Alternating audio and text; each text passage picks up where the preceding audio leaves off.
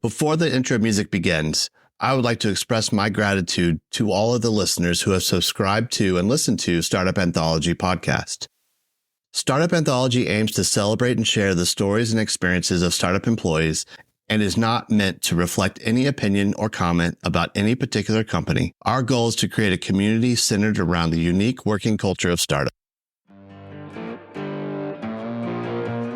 In this episode of Startup Anthology, the podcast, I'll be speaking with Sean Peterson. Sean is originally from Davenport, Iowa, and holds a Bachelor of Science in Electronics Engineering from Hamilton Technical College.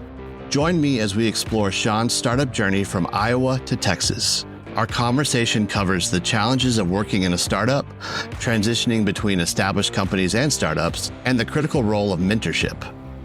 We will also discuss moving from an individual contributor to a manager and becoming a co-founder of his own business.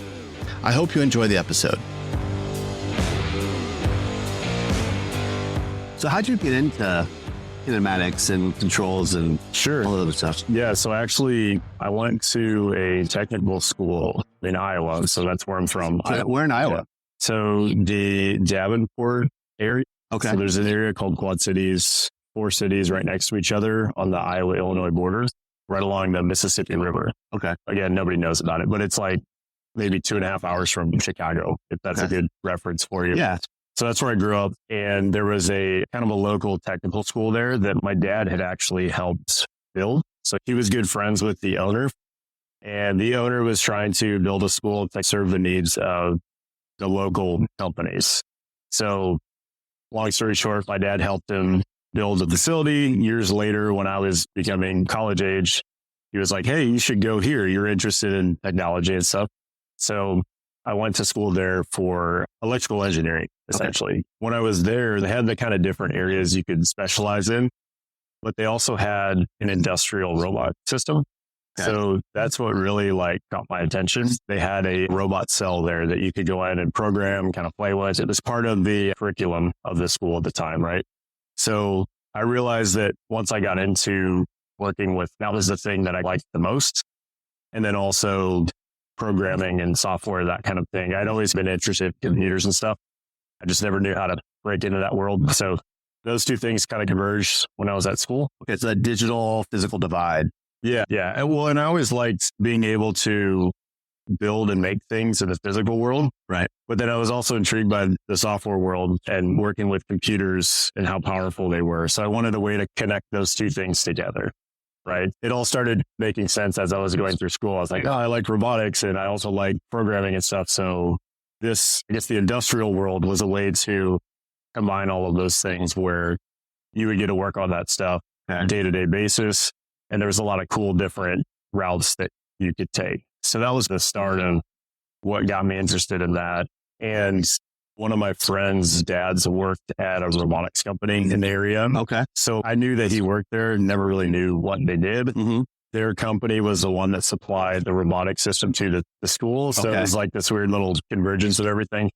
So yeah, once I got my hands on that, after I graduated college, I went to actually work for that company. Was it a startup or was it just a small company there in the Davenport area? No, they were an established, what's called a system integrator. Okay. So robotic system integrator. Basically, they worked with many different industries, automotive, general industry, welding applications, material handling. Now thinking about it, that's probably big in the automotive industry and the manufacture of automotive right there. Absolutely. Okay, the Midwest is like a huge, a lot of manufacturing, right? Yeah. But automotive is huge there too, especially Michigan, that kind of area. So it's very popular in that kind of region of the country. Yeah, I can see why you get in that when you're growing up in that part of the country. Yeah, that's when I was exposed to, right? Yeah. So I had an interview at that company, and they weren't a startup, they were established, but they were still smaller companies. You could actually get to know people would know your name. Small company feel, right? Right. It's that personal relationship that comes with that. Exactly. Yeah. Yep. And then through there, I moved into different positions. I started in the service department.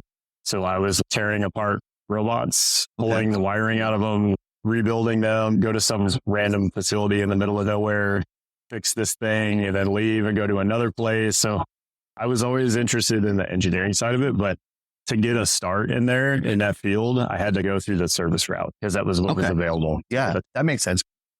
Well, then how did you end up in Texas? Because we're sitting here in Austin right now, not Iowa. Yep. And we're worried about a sunburn on March 2nd. Right. Yeah. Instead of 20-degree weather and snow. Yeah. I had to work for that one company for a while and then went to a couple others in the area doing similar stuff. Mm-hmm. And I felt like I didn't really have anywhere else to go because a lot of the more advanced, I guess, cool applications, you could call them, weren't really in that area. So there's a lot of general, automotive and welding, just known quantities where you do the same thing over and over again. And there's not much change, right? And I didn't really like that. So I was toying around the idea, hey, do I need to move somewhere else? Let's see what else is out there.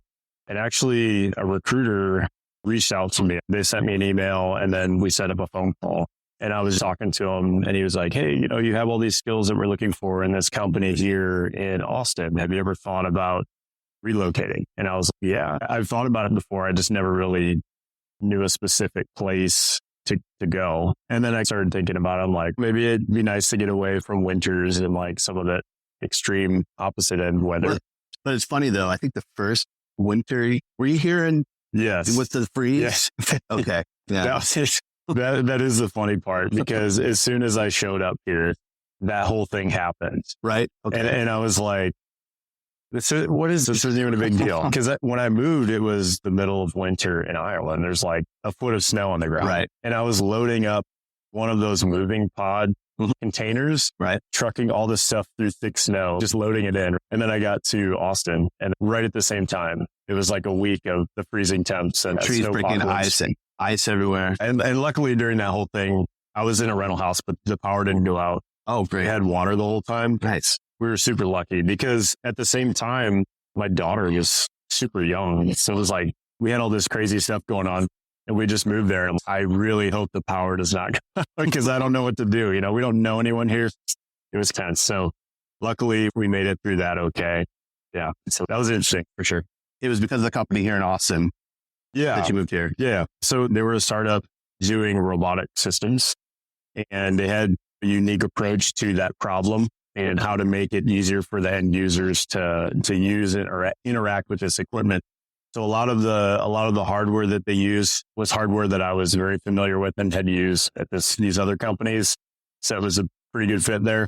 So yeah, I interviewed with the recruiting agency and they were like, okay, cool. We're going to pass your info on. And then I had an interview with 3 of the people that were in that department and it was, small department. So they were kind of the 3 running the show, if you will.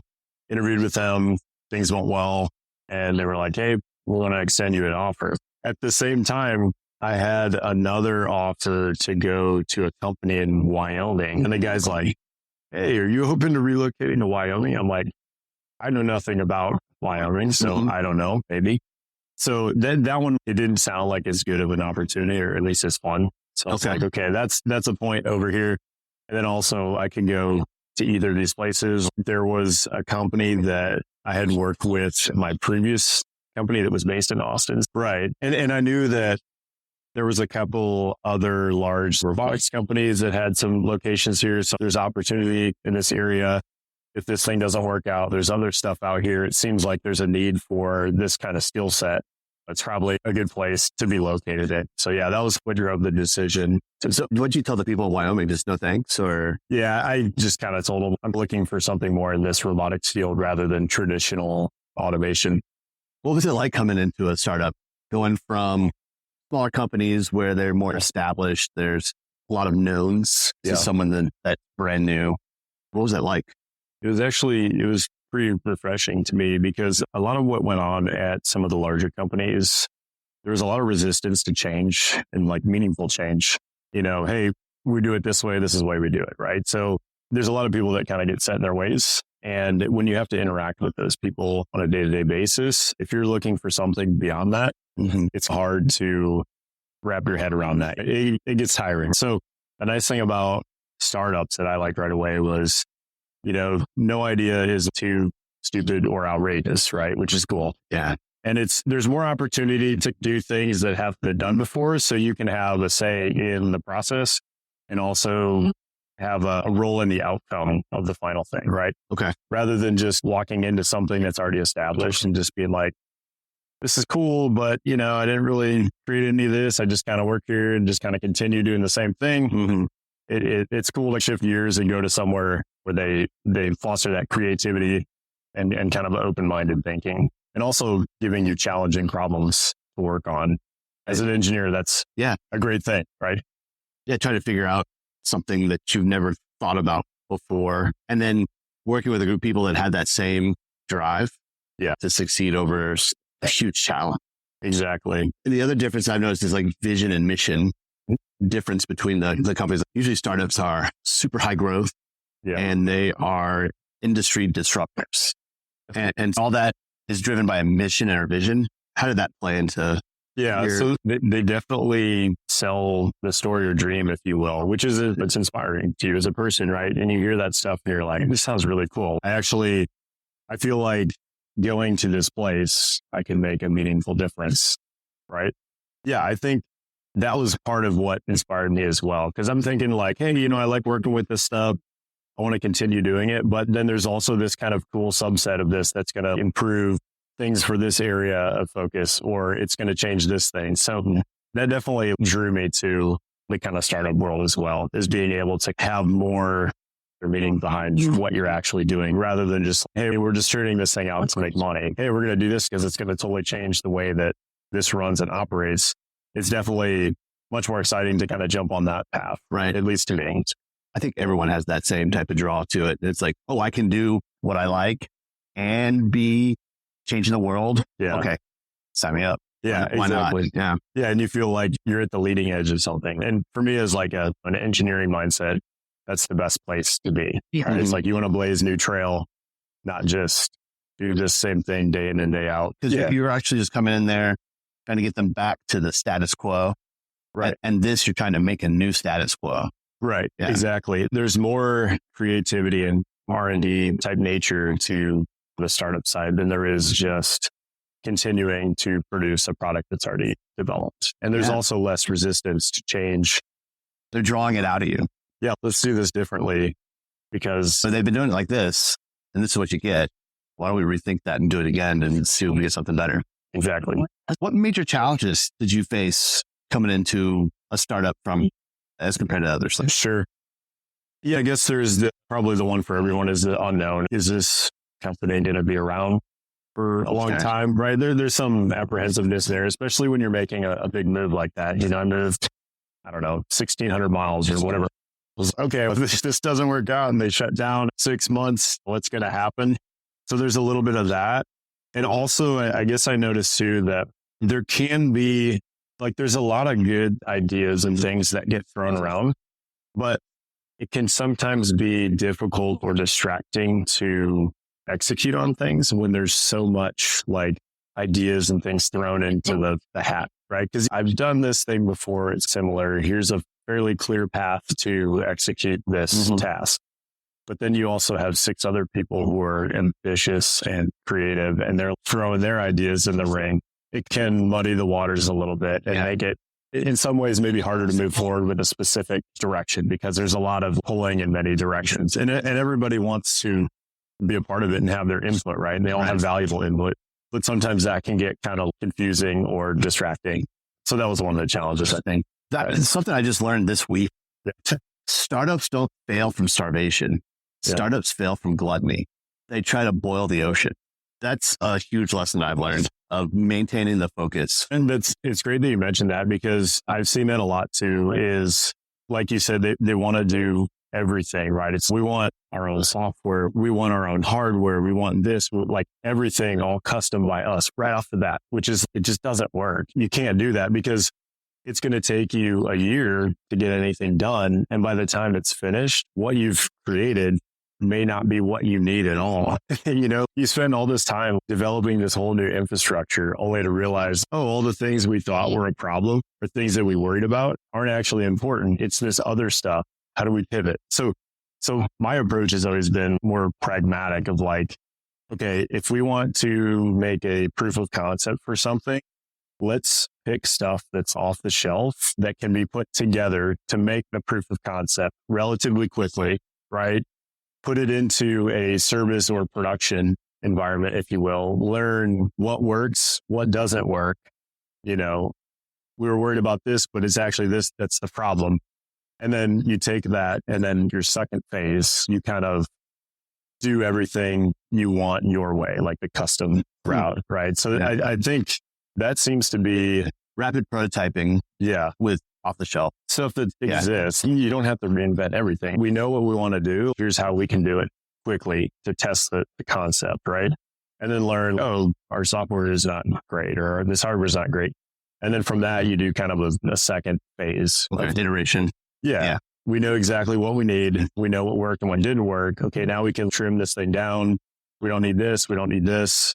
We can, get a custom circuit board made or a custom sensor made or something, right? We can build this custom software because we know exactly what we need. I think that's like a trap that I've seen a lot of startups get caught up in. I understand you want a lot of intellectual property. You want to do all these things yourself, but understand that what are you trying to prove first? What's your first stage, right? Okay, we want to do this thing we want to make this thing that does this. Okay, let's string together stuff in a meaningful way that can do that. And then let's take what we learned from that and then deploy all your resources to custom design, all that stuff. How did that overscoping change your limits? How did that change your mentality on things? Because it's something it probably changed the way you look at it. Yeah. So I experienced that early on. The company I talked about before that did robotic integration, we worked with a startup. So I was working with them as a contractor, and that was my first foray into that world that we're based out of California. So I got a taste of that world, right? And we worked with them to make them something that could do what they wanted to do. Okay. And we were pragmatic. Essentially, you're trying to do this. We have systems and platforms and things that will work to do this. We can make a custom solution for you to produce the end result that you want. And then as we got further in the project, we started to think about, hey, how are you going to program this thing? We looked at the software that's out there. We don't really want to use it. It doesn't really meet the needs of what our product wants. So we're going to develop our own software. And this is a company in California. Yeah. So me and my colleague were trying to deploy this system that we made for these guys, right? It was a platform for them to ultimately build what they want in the future. So we put robots on this thing. We integrated, did all the code, programming it, et cetera, and did a basic proof of concept. We deployed it on site at their facility. It was just two of us. And we're working with them day to day. And we get to a point where it's, okay, this is working. How are you going to program it? What's your geometry look like? We don't really like the off-the-shelf programs that can do offline programming. They don't cover all our needs, blah, blah. So we got stuck at this point of how do we make this like circular shape and have it like taper, That's crazy. And they had no real path forward for it. It was, well, we'll just try to do something here. And they kind of like threw together some geometry in a traditional robot program. And we were like, we'll just use this. There's a company that makes this software. You can do offline programming. Buy a license. It's not that expensive. Just use that. Use a trial forever. Put it on a VM and use a trial license forever. And they were very resistant to that, which was kind of weird. So we were taken aback because we're trying to make progress so we could leave. I'm ready to go. We were there for weeks. I mean, it was crazy. And then they got hung up on that, right? And then there was a lot of little things that came after that. They were similar. It was like getting hung up on a temperature sensor or some other thing that they wanted to do that perfect solutions existed for off the shelf. But they just had the mentality, oh, we're building a new thing. We want to do our own. So I saw that early on, how that impeded progress. But at a startup, right? Where they're like trying to disrupt an industry. Right. But I guess the whole point was focus on what your actual problem is. Don't get hung up on the offline programming software that exists because it doesn't have my exact specifications. Don't spend all your time on that, right? Yeah. Make something that's going to print this concept and then work backwards and fix the pieces that don't work. Right. So that was my first interaction with that, kind of thinking, well, let's just make this work to make this kind of concept part and then, work backwards. So in my mind, I'm like, if you do this kind of two-stage approach, it's much more meaningful. But then as time went on, we had visits there. We'd come back, we'd have visits there. And a lot of the stuff wasn't really progressing. And we're hearing them trying this thing or that thing and just kind of distracted and unfocused. So that was really what introduced me into that world where I was not working for them, but with them, and just seeing like some of the pitfalls they had of that approach. What's the difference between working with them in that mode and then working with them in service where you were like going to a factory that was established and production was down, right? Sure. Yeah, definitely. So the service side of things is very much, I don't care what it takes to make it work now. Okay. It's not like, hey, this is the best way to fix this. Let's do it. No, that's going to take 3 days. This is, there's this safety system that's broken down or this sensor that's broken. Just bypass that. Just ignore that and we'll keep running and then we'll fix it later. Mm-hmm. Right. So it was like the extreme end, I guess, pragmatism or whatever. We're not going to do the right solution. We're just going to do the fastest possible thing because we're losing, 10 grand a minute, whatever, crazy number. Right. So that was the service role. It was like the total opposite of that. Whereas the startup is like, well, no, we're redefining everything. We're changing everything. Like we're going to do everything the way we want to do it. And we're going to build all of it ourselves. Cause you have this crazy team of super smart people. And of course people are going to be like, yeah, we can make that. Right. And they're not necessarily wrong. So that's like the two opposite ends of the spectrum. Right. So you just swung back and forth there within that same company, even before, moving out of Iowa. Yeah, exactly. So I saw it, within that same company. And even actually the division that I was in that company, our group was almost a startup. It's really? They were very much like traditional automation, like welding, pick and place, like pretty simplistic processes. And we were on the aerospace side for non-destructive testing and measurement and things that required stuff that didn't all exist. It wasn't just easy to put in this little package, right? You had to do a lot of like reaching from here and here and then stringing it all together to make it work. So even in that company, we were kind of like the outcast because they looked at us as like, the startup within the company. And they're like, what are those guys doing? They're just wasting time doing all this stuff. And they put you in the back room with all the dusty old stuff. Yeah. Almost literally, because we were in this old warehouse and it was just a mess. And there was a grinding company, like they would grind metal all day and it would just permeate through the walls. It was a mess. There was no heat or air conditioning. It was crazy. And then also the mentality that whenever we go to these company-wide meetings, people would almost make fun of us. They're like, oh, look, it's the chosen ones coming here to, the special people. It was just kind of weird. So I got to see both sides of that in that company. And then, yes, working as a contractor with that startup, kind of saw that extreme side of it. So I guess that's probably why I'm kind of in the middle is I've seen both of those extremes. And being an engineer in the middle is very pragmatic. Yeah, exactly. You don't want to be on one side or the other. Yeah. You understand that sometimes you have to do something totally different that doesn't exist. Mm-hmm. But other times, hey, let's not spend 3 months making this thing. There's no point, right? Well, it's that wisdom to know when it's time to do that. Exactly. And that's what we try to apply to our engineering approach. Is look, we can be as crazy out there with ideas as you want, but we're also, at the end of the day, we want to solve a problem and make something work. So we're going to take a quick path to that, learn from it, and then take it to the next level, right? Right. Okay. How has working in those more established companies with the startups, moving here to Austin, how's your network been advanced or expanded? Sure. So before my network was all the operators and field personnel that I had met over the years, like traveling all over the place, right? Mm-hmm. Those are all the people that I knew, and sometimes from Japan or like Australia or Canada, all over. Like that was my network before. I knew all these people from random facilities in the middle of nowhere because I just traveled all over the place, right?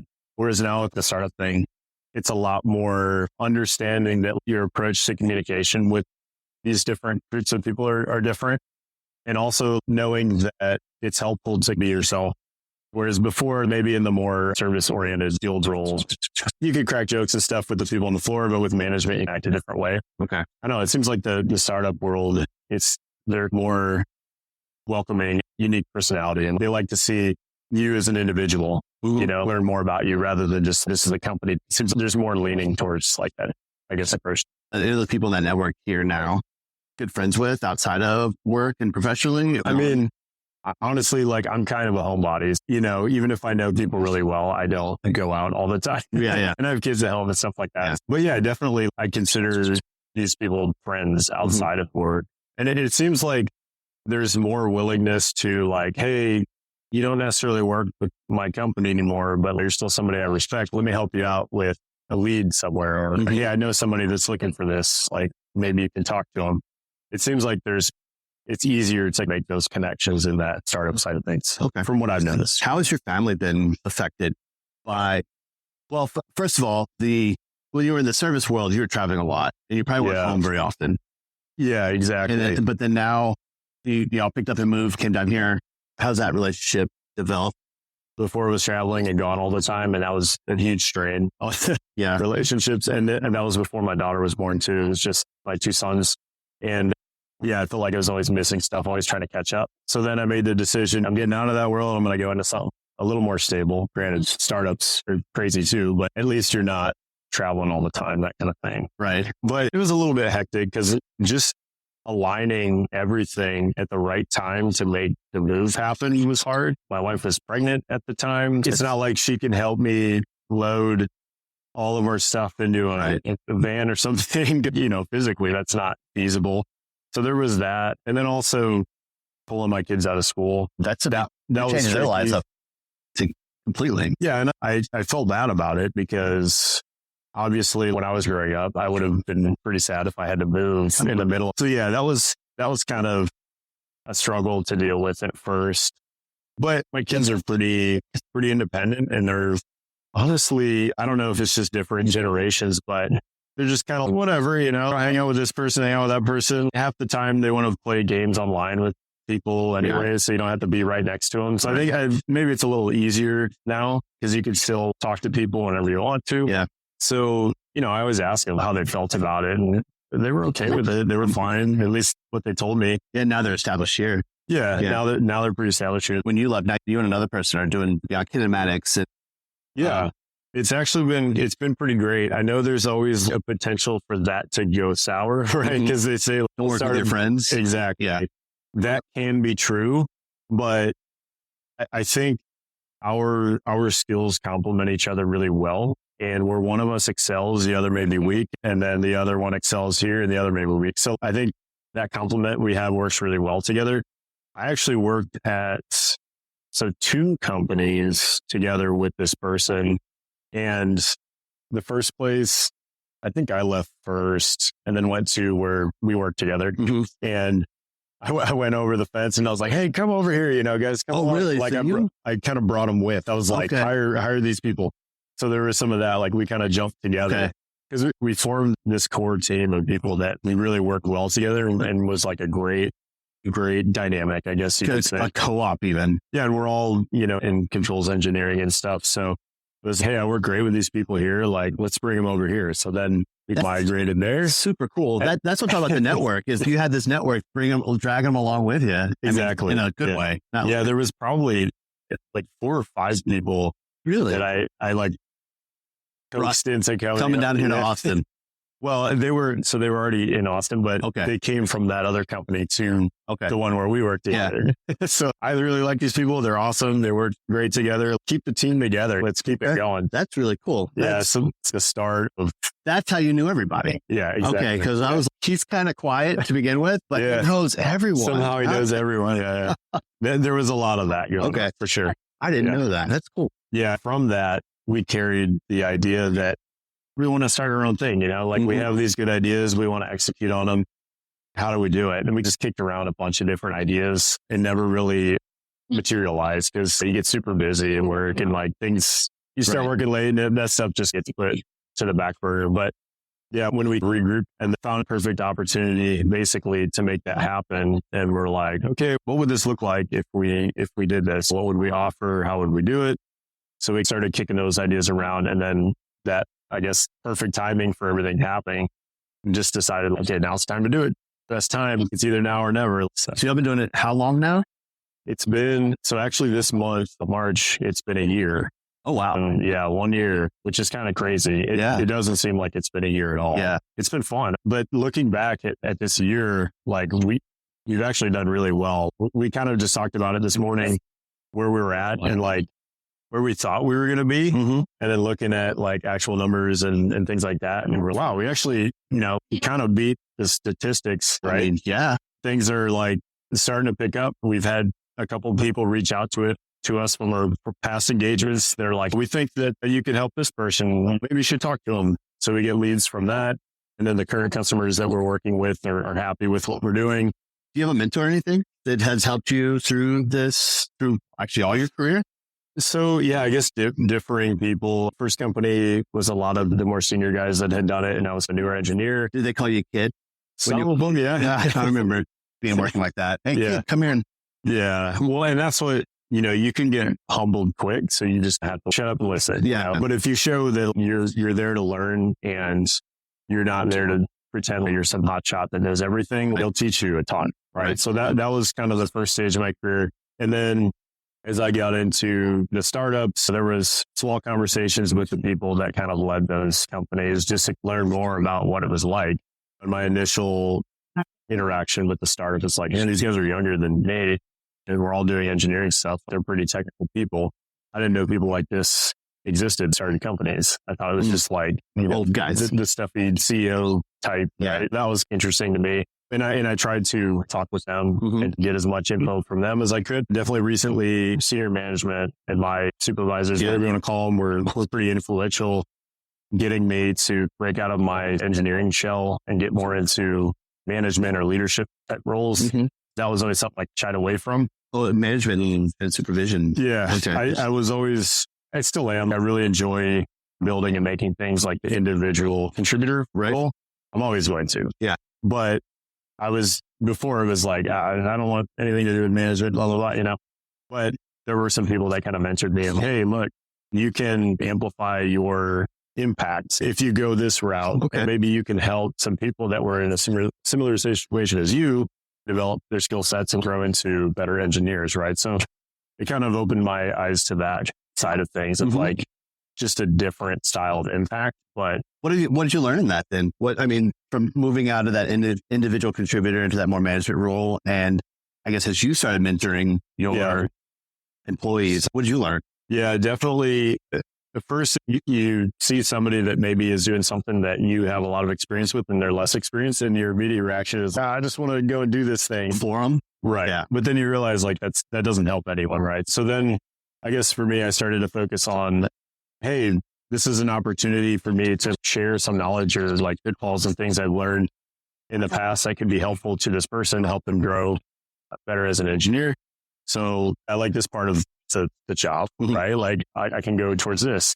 And then just learning, definitely people want to be satisfied with the work they're doing. They want it to be meaningful. So try to make their job enjoyable to them, right? Keep some of the pressure off them, right? Deal with the stuff that comes from above.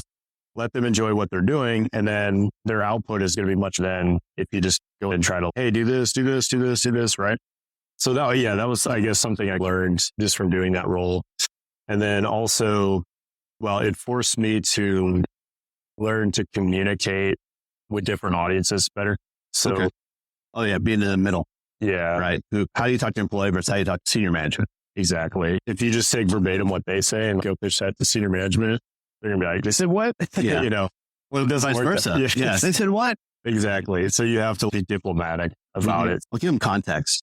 Yeah. Yeah. Big picture. Yeah. And that's at the end of the day, it's everybody's trying to solve specific problems. You just have to frame it in a way that makes sense to whoever your audience is. Right. So I definitely, it helped me kind of learn and sharpen those skills. And then also it gave me the satisfaction knowing that you're a force multiplier. Instead of just like one person doing one thing, now you can help this whole team of people do much more than you could ever do just by yourself. Right. So it's to step back from the ego a little bit and realize, okay, you can have a lot more impact doing this than just me doing this one thing day in and day out.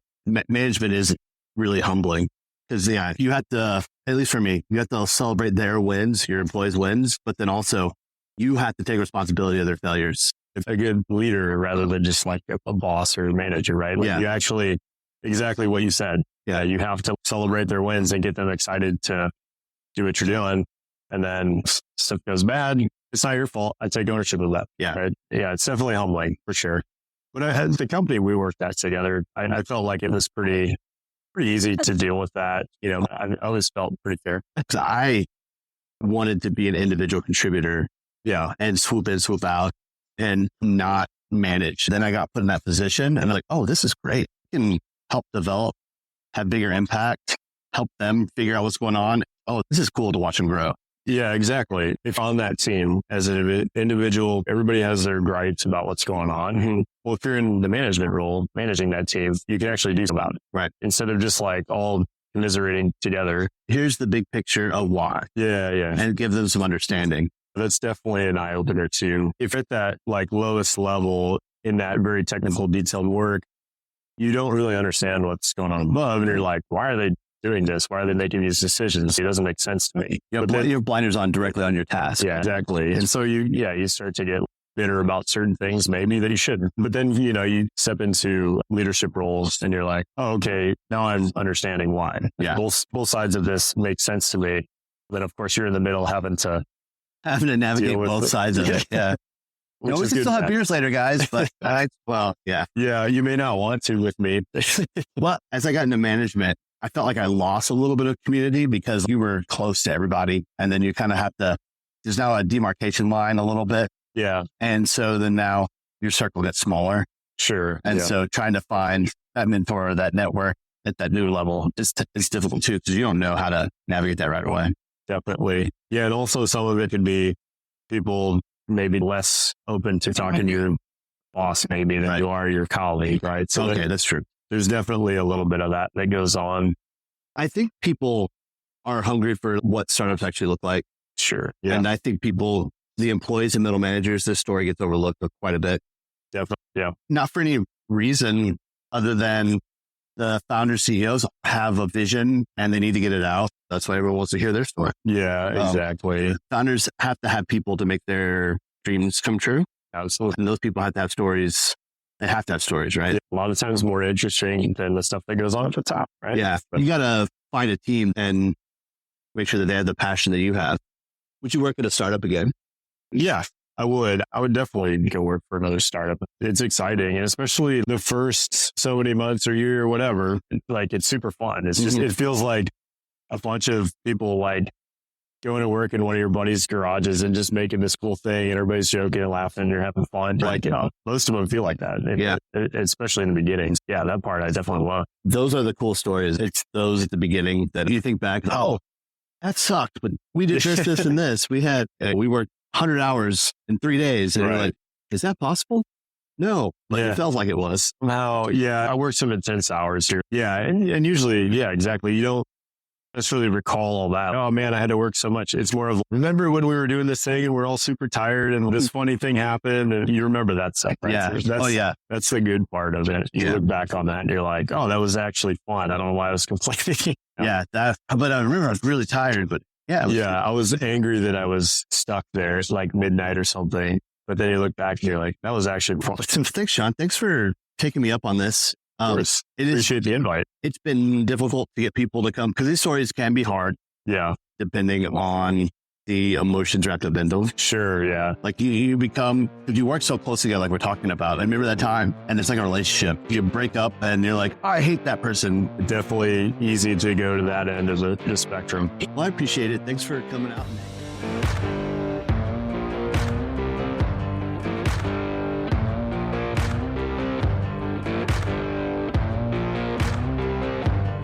Thanks for listening to another episode of Startup Anthology, the podcast. Please remember to subscribe, like, and share the show. Join me next time for another episode in which we'll talk to more people who have worked in startups and learn about their unique journeys. We'll be starting a topical series soon, so please comment about what topics you would like to hear or tell us about your story in the startup world.